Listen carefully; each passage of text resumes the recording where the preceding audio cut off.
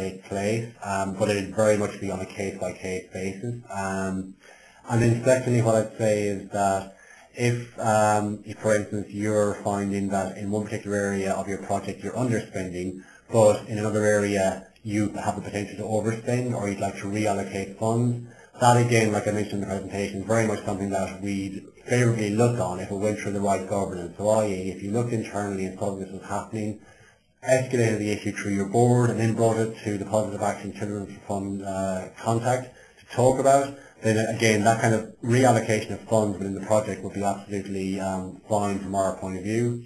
And then thirdly as well, we go through rounds of funding every year, and we also have extensions of funds. So again, that could be part of an extension type proposal as well.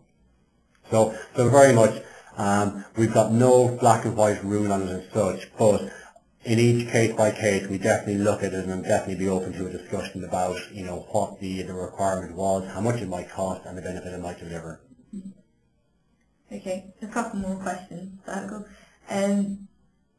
This one has come from Uzo, who has said, "Hi Phil, great presentation. My question is, many small NGOs in Africa do not have access to seed funding and rely on yearly grants to implement activities.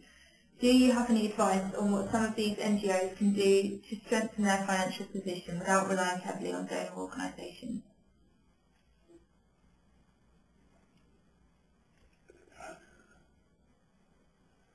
Yeah, that's hi, thanks for the question. That's a tough question. So I think what you're asking is basically in your organisation you're looking really to have two streams of funding. One that comes from donors or NGOs, and another one that basically